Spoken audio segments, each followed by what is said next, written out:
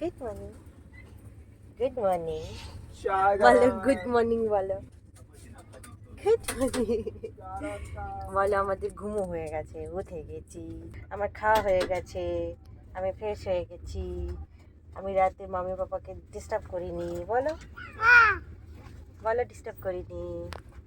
খিদে পেয়েছে আমার এখন।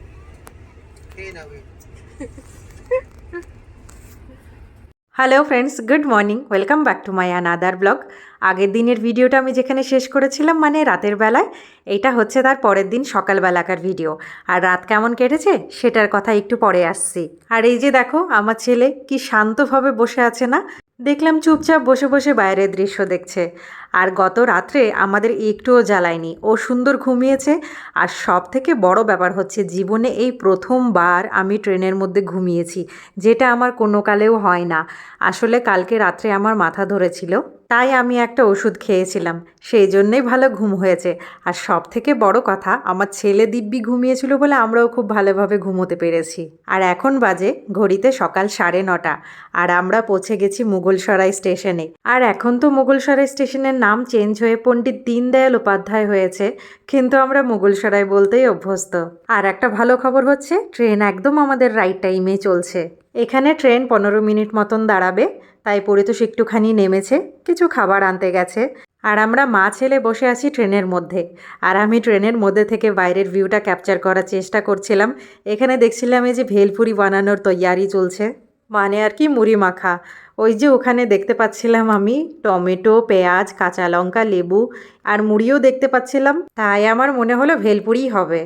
এই দেখো, আমাদের ব্রেকফাস্ট চলে এসেছে, ব্রেড অমলেট আর সস। সসটা দেখো কি ভয়ঙ্কর লাগছে দেখতে, এমনি কিন্তু এতটা ভয়ঙ্কর লাগছিল না যতটা ক্যামেরাতে লাগছে। আর এই সসটা একটু মিষ্টি মিষ্টি বেশি ছিল, একটু টক হলে আমার বেশি ভাল লাগতো। আর এইদিকে দেখো আলু ভাজা, আগের দিন যেটা করে নিয়েছিলাম সেটা, আলু ভাজা, বেগুন ভাজা, রুটি সবই ছিল। আর রুটিগুলো আমি আলাদা আলাদা করে ফয়েল পেপারে মুড়ে নিয়ে এসেছিলাম, তাই সবই ঠিক ছিল। আমাদের এগুলোই ছিল ব্রেকফাস্টে সেদিন। সিম্বা, সিম্বা, সিম্বা, ওকে ওখানে বসিয়ে দাও, দাঁড় না করিয়ে বসিয়ে দাও, দেখবে ও দেখবে।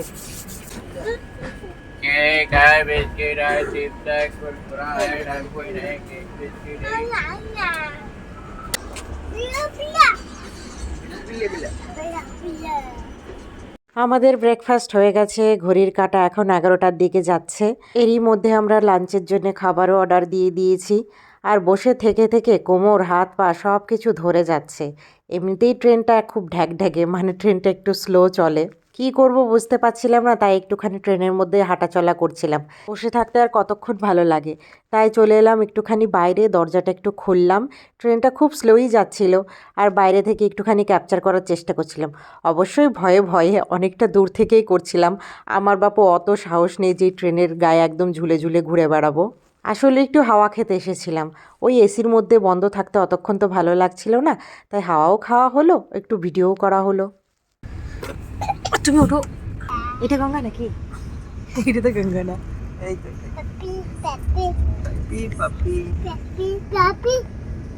এটা কি তাহলে? গঙ্গা, পাপা গঙ্গা, তুমি তো দেখো নি, ওই দেখো গঙ্গা। আরও একবার মা গঙ্গার দর্শন হয়ে গেল। আমার সাথে সাথে তোমরাও একটু দর্শন করে নাও। গতকাল রাত্রে তো গঙ্গার ওপর দিয়ে এসেছি, হাওড়া ব্রিজ ক্রস করে। আবারও যাচ্ছি গঙ্গার ওপর দিয়ে। তোমরা কেউ গেস করতে পারছো এটা কোথাকার গঙ্গা? গেস করতে পারলে আমাকে কমেন্ট করে জানিও। অবশ্য তোমরা একটু বাদেই জানতেই পেরে যাবে। এর ওপর দিয়ে তো আগেও গেছি, কিন্তু দেখার সৌভাগ্য হয়নি। ট্রেনটা যদি রাইট টাইমে ছাড়তো, তাহলে এই গঙ্গার ওপর দিয়ে রাতের বেলা ক্রস করে যেতাম, সেজন্য আর দেখতে পারতাম না।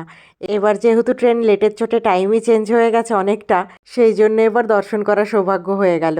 তো চলো আর সাসপেন্স রাখছি না, এখন আমরা যাচ্ছি হচ্ছে বেনারসের ওপর দিয়ে। বারাণসী যাই বলো, এখন তো সব চেঞ্জ হয়ে গেছে নাম। আর এই ঘাটের নামটা আমার জানা নেই, তবে এটা যে কাশীর ঘাট সেটা আমি জানি। আর এই যে স্টেশনের নামটা দেখেই বুঝতে পারছো, এই জায়গাটার নাম হচ্ছে কাশী।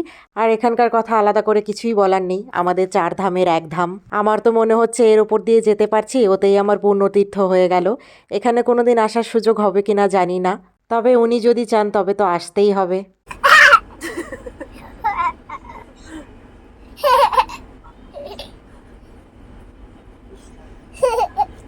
ও লাগছে পাপা, আস্তে আস্তে আস্তে আস্তে সরিয়ে দাও, চুলগুলো সরিয়ে দাও তো। হ্যাঁ সরিয়ে দাও, সরিয়ে দাও।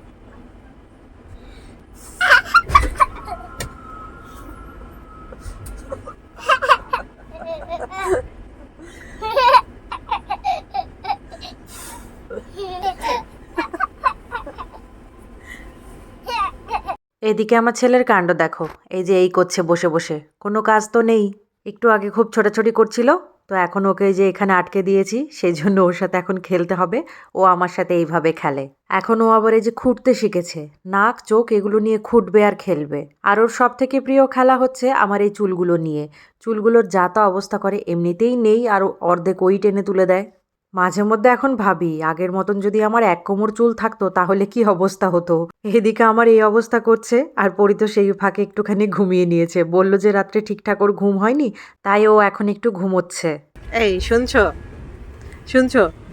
এই মুড়ি দিও না তো, বাজে লাগছে। ওইদিকে ঘুরে শুয়ে থাকো, মুড়ি দিতে হবে না। এরপরে আমাদের দুপুরের খাবার চলে এসেছিল। আমরা এগ থালি অর্ডার করেছিলাম। খাবারে ছিল হচ্ছে 2টো করে ডিম, ভাত, একটু চাটনি দিয়েছিল, ডাল, স্যালাড আর একটা ভাজা মতন দিয়েছিল, আলু আর ফুলকপি ভাজা দিয়েছিল একসাথে। আর ছিল 2টো রুটি। অন্যান্য বারের তুলনায় এইবারের খাবারটা একটুখানি বেটার ছিল। এমনিতে ট্রেনের খাবার খুব একটা ভালো হয় না। খাবার পরে আমি একটা মিষ্টি দই নিয়ে নিয়েছিলাম। এই দইটা খেতে মন্দ লাগছিল না, বেশ ভালো ছিল। এমনিতে কিন্তু দইটই খুব একটা আমি খাই না, কিন্তু রাস্তায় বেরোলে অনেক কিছুই খেতে ইচ্ছে করে, যেমন চাটাও অনেক কবার খাওয়া হয়ে যায়। কোন জায়গা গো এটা? কেমন লাগ না? তুমি বোতলটা দিয়ে কি করছো? বোতল দিয়ে কি করছো? হ্যাঁ খালি হ্যাঁ কি বললি?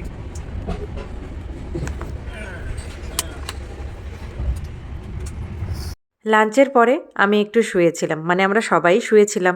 এবারটা কি হয়েছে কি জানি, আমার ট্রেনে ভীষণ ভালো ঘুম হয়েছে। আর এখন একটুখানি লেবু চা নিয়ে নিয়েছি। লেবু চাটা খেয়ে ভীষণ ফ্রেশ লাগছিল। আর এই যে দেখো আমার খাবারের ভাণ্ড, কোথাও গেলে এরকম আজে বাজে খাবার আমার প্যাকেটের মধ্যে থাকেই থাকে। আর এত পরিমাণে বেশি থাকে, রাস্তায় শেষ করতে পারি না, ঘরে নিয়ে আসি আবার। সিম্বা তুমি বানিয়েছো?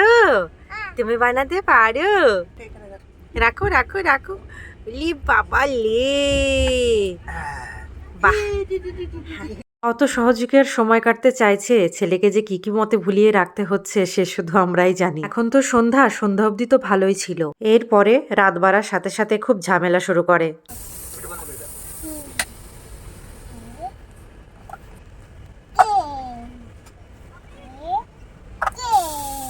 বাবা শিখে গেছে।